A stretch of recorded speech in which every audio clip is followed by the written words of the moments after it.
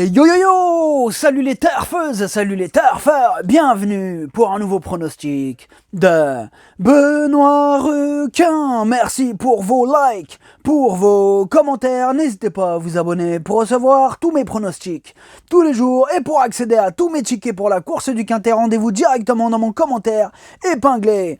Ok, place au pronostic du Quintet du vendredi 24 décembre, direction Paris-Vincennes pour le prix d'Amboise, trot attelé, 2700 mètres, 15 partants, réunion 1, course 4, indice de confiance, 3 sur 5.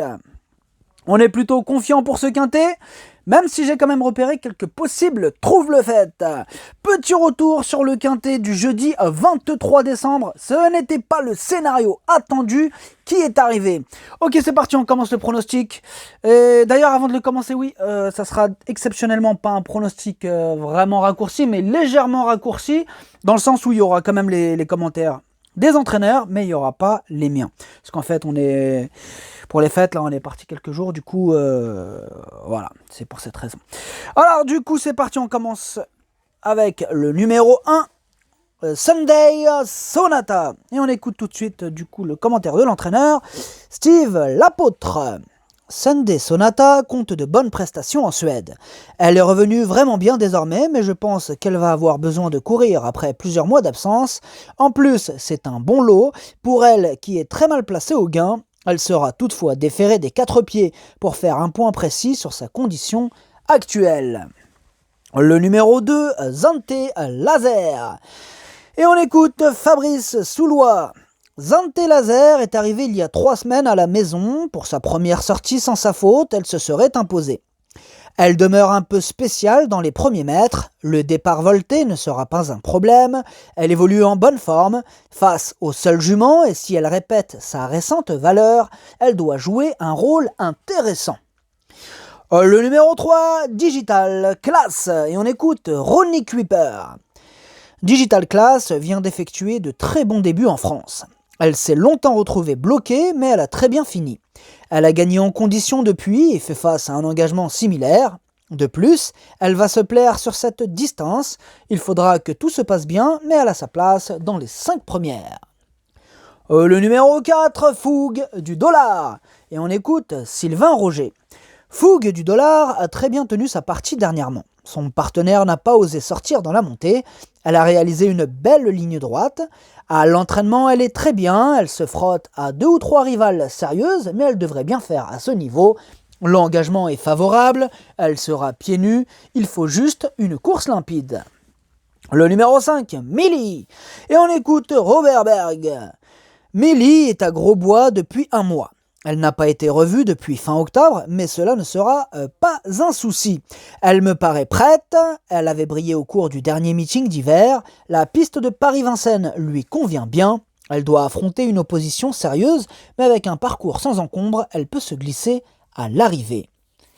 Le numéro 6, le numéro 6, Film Pearl of Love, et on écoute Emmanuel Varin. Film Pearl of Love est revenu à son bon niveau, enchaînant les bonnes performances.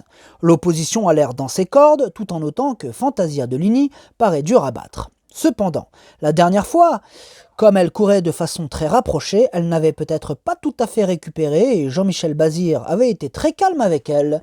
J'y compte. Le numéro 7, Millie Millionnaire. On écoute Frédéric Wallin. Millie Millionnaire n'était pas parfaite à Paris-Vincennes. Après la course, elle était un peu malade et a sauté un travail. Elle est mieux désormais et devrait fournir sa bonne valeur. Elle est dans sa catégorie. Elle doit affronter les plus jeunes, mais elle peut figurer à l'arrivée en venant sur les autres.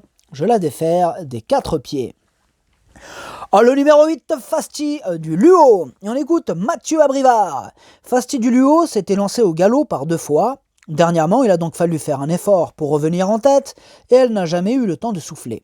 Cette course lui a été profitable, elle est bien engagée et Alexandre Abrivard la connaît bien. Si elle s'élance correctement, elle ne devrait pas sortir du Quintet, il faudra battre Fantasia de Ligny. Le numéro 9, Flamme Vive, et on écoute Kevin Leblanc. Flamme Vive vient de prendre la 2e place derrière Fantasia de Ligny qu'elle retrouve ce vendredi. Elle aurait donné chaud à sa rivale si elle ne s'était pas trompée un court instant dans ses allures au début de la ligne droite. Lors de sa sortie précédente, elle s'était retrouvée piégée en épaisseur. Elle a bien travaillé et encore une belle carte à jouer. Le numéro 10, Voyage d'amour. Et on écoute Mike Linders. Voyage d'amour est très régulière. La dernière fois, cela ne s'est peut-être pas passé au mieux, mais je n'ai pas été déçu par sa prestation. Cette fois-ci, elle retrouve une longue distance qui va l'avantager. Elle court un peu rapprochée, mais a bien récupéré. Je ne peux pas la déférer, mais elle n'a que de très petits alus, ce qui ne change pas beaucoup. Je reste confiant. Le numéro 11, Catch My Love, et on écoute Adrien Pereira. Catch My Love a fait une faute quand elle a dû être décalée en dernier lieu, ce qu'elle n'aime pas trop. Elle avait l'air d'être bien ensuite, mais avait besoin de courir à mon avis. Comme elle a été rapidement disqualifiée, il est possible qu'elle manque d'une course. Elle aurait la pointure d'un tel lot, mais doit rassurer quant à sa condition physique actuelle. Le numéro 12, Dazzlejet, et on écoute Romain Derieux. Dazzlejet a très bien couru dernièrement, tout en étant enfermé jusqu'à la fin. C'était très plaisant pour une première sortie sous ma responsabilité. Là, l'opposition est un peu plus relevée avec les F durs à battre, mais elle est restée bien. Je vais la courir cachée de nouveau, elle a le droit de prendre une place. Le numéro 13, French Way of Life. Et on écoute Grégoire Well. French Way of Life est sérieuse et répète toutes ses courses. On est tombé sur plus fort avec Flowerball notamment. Celles qui l'ont devancé le 9 décembre sont absentes, mais on doit en affronter d'autres. Elle est restée très bien physiquement, elle a sa place parmi les 4 premières. Le numéro 14, Fantasia de Ligny. On écoute Yannick Henry. Fantasia de Ligny vient de s'imposer à 2 reprises tout en bénéficiant à chaque fois d'un bon déroulement de course. Elle est restée au top et les bons engagements se suivent. Certes, il faut lui masquer l'effort, mais elle est capable de faire les derniers 600 mètres toute seule. Mathieu étant blessé, j'ai fait appel à Eric Raffin qui l'a déjà mené au succès. Le numéro 15, Philoé de Jarry. Et on écoute Richard Westerink. Philoé de Jarry a besoin de rythme, quitte à devoir l'assumer.